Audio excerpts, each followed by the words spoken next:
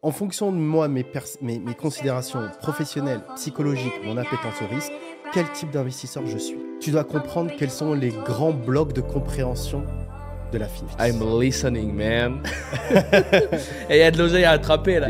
Les gens pensent que quand tu mets ton oseille en banque, il y a 100% de chances de récupérer l'oseille tout propre, tout clean. Et non, c'est toujours un peu plus compliqué que ça. Enfin, le risque zéro n'existe nulle part.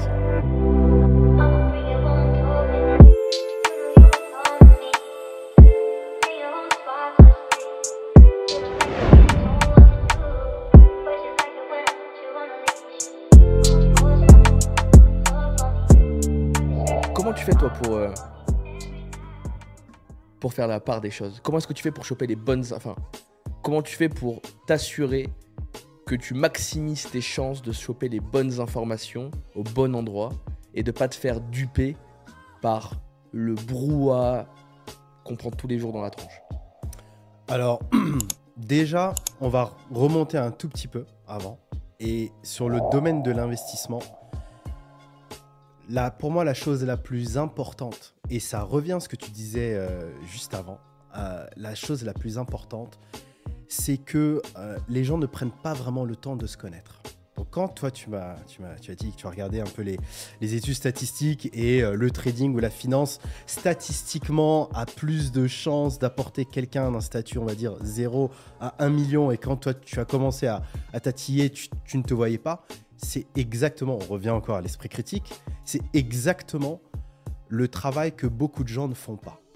C'est-à-dire se dire, ok, moi en tant que personne, qu'est-ce qui m'intéresse et dans l'investissement et qu'est-ce qui me correspond, tu vois. Il y a certains investisseurs qui recherchent de la stabilité, de la tranquillité. Il y a certains investisseurs qui cherchent de l'appréciation du capital. Il y a certains investisseurs qui cherchent de la rente, voilà.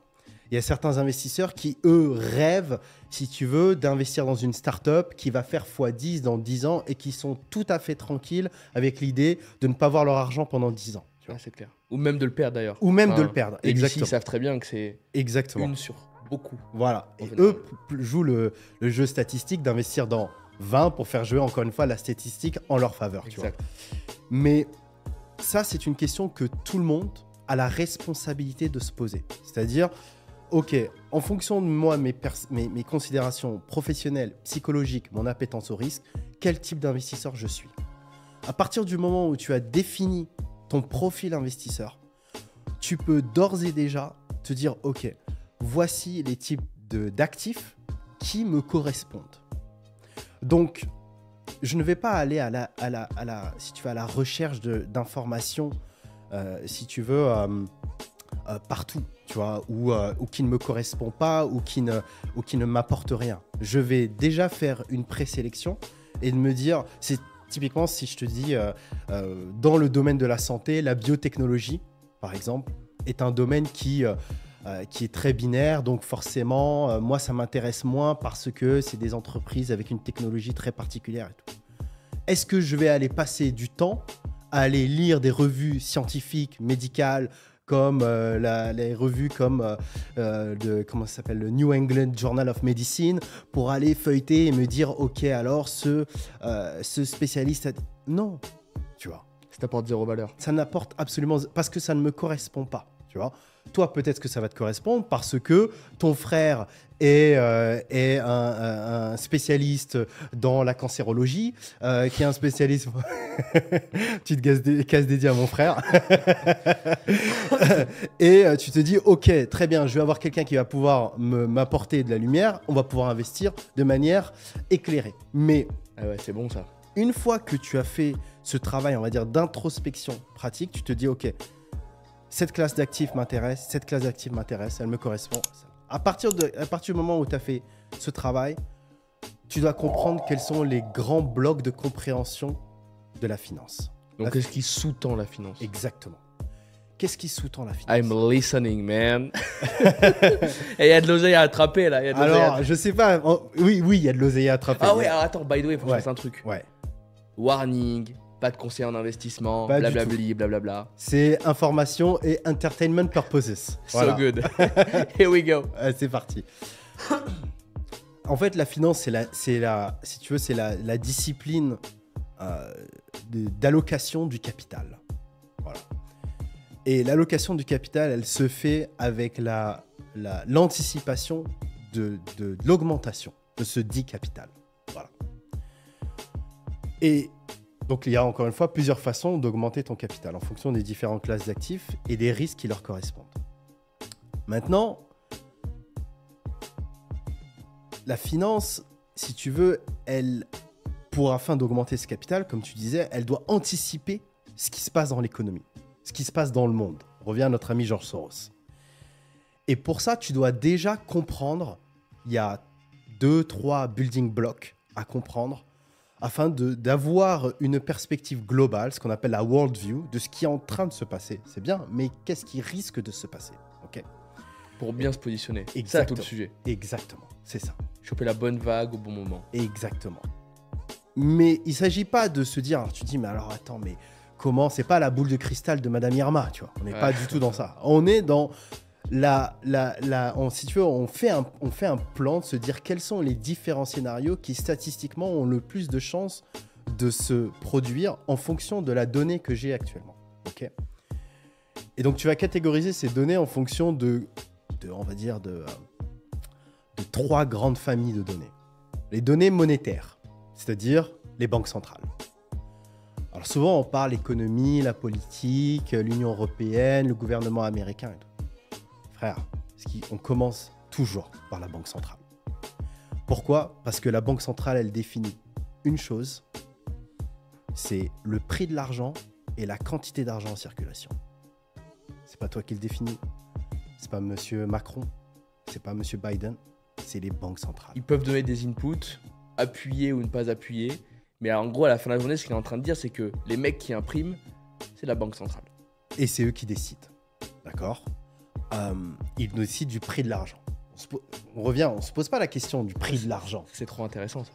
Mais au final, les taux d'intérêt, c'est le prix de l'argent. Alors toi, quand tu es du côté des gens qui ont de l'argent, tu le prêtes, donc tu fixes ton prix. Donc tu as un prix et tu le vends, on va dire, ou tu le loues, ok?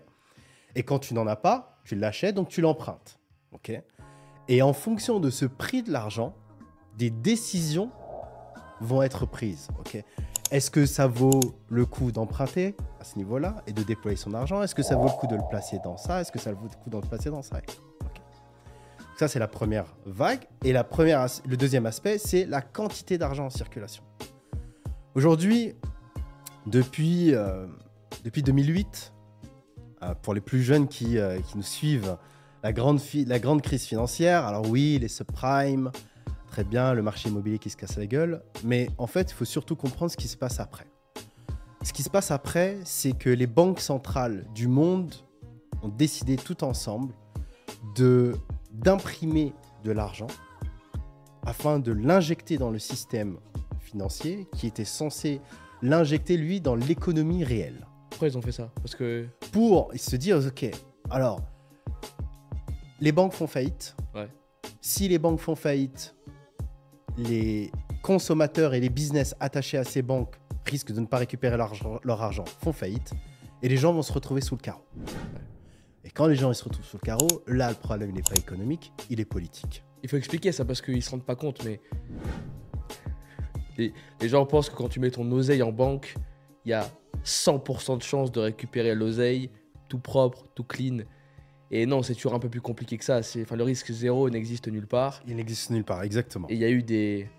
Mais c'est fou parce que moi, par exemple, quand je parle à des gens qui sont en France, tranquilles, dans leur petite campagne, l'argent est en banque, tu vois. Exactement. Et pour eux, la banque, c'est comme un coffre-fort impénétrable où il y a une espèce de soucoupe volante autour, ou un truc qui fait que jamais cet argent sera touché. Exactement. Et non, je crois qu'il faut en discuter un petit peu et qu'il faut expliquer aux gens que l'argent est utilisé de manière un petit peu différente, que évidemment, quand tu mets ton argent dans une banque, d'autant plus si elle est physique et qu'elle... Bon, normalement, c'est censé être plus safe que le reste, mais il y a tous les jours Silicon Valley Bank, il y a pas longtemps, et après il y a eu ça continue. Lehman Brothers, il y a eu des dizaines de banques où les gens ont mis de l'oseille et ont jamais récupéré l'oseille. Exactement. Et tu as les systèmes d'assurance gouvernementale qui te disent « Ok, très bien, ton argent est assuré, mais c'est jusqu'à un tel montant. Ouais. 100 000, c'est ça? En Europe, c'est ça, c'est 100 000. Tu vois. Et donc, du coup, ils se sont dit, on ne peut pas risquer, parce que là, le problème, c'est qu'ensuite, tu as les gens qui commencent à créer des révolutions. Bien sûr, et c'est toujours pareil. L'assurance, ça fonctionne jusqu'à un certain volume. Mais si demain, tu as toutes les banques françaises du jour au lendemain qui font faillite, tu peux pas assurer tout le monde. Exactement, tu vois. Donc, ils se disent, on va anticiper. Ils ont laissé volontairement des acteurs comme Lehman Brothers du système financier s'écrouler. Ils en ont sauvé d'autres. Alors après, ça, c'est les discussions de derrière. Ouais, c'est des petits billets sous la table. Mais en tout cas, les banques centrales se disent très bien. On va imprimer, on va balancer la sauce et on va inonder le marché financier afin que l'économie réelle en profite de liquidités. Ce qui fait que, et tout en baissant les taux d'intérêt, ce qui fait que depuis 2008-2009, tu as des milliards et des milliards de dollars en circulation dans le système qui cherchent à où est-ce qu'ils vont se parquer, où est-ce qu'ils vont se placer, où est-ce qu'il y a la moindre petite opportunité pour les 2, 3, 4, 5%, tu vois, de rentabilité supérieure, tu vois. Et comprendre cette vision, et ce qui est en train de se passer, et suivre, si tu veux, la quantité de monnaie en circulation, ça te permet de te dire, ok, avec un peu de sens commun, ouais. Je te dis très bien, même si il y a un risque, si tu veux, de ralentissement économique, de récession économique, mais cet argent en circulation dans les marchés ne va pas disparaître du jour au lendemain. Il faut qu'il continue à être déployé. Donc, tu sais qu'il va quand même y avoir encore des opportunités d'investissement. Voilà. Ce qui fait que même dans les bull markets, les bear markets, dans une économie en expansion ou en récession, tu as encore des opportunités de pouvoir faire de la rentabilité, tu vois, sur les marchés. Pourquoi ? Parce qu'il y a énormément d'argent en circulation et cet argent, on revient à la fonction de la finance, ce capital cherche à être alloué afin de créer de la rentabilité.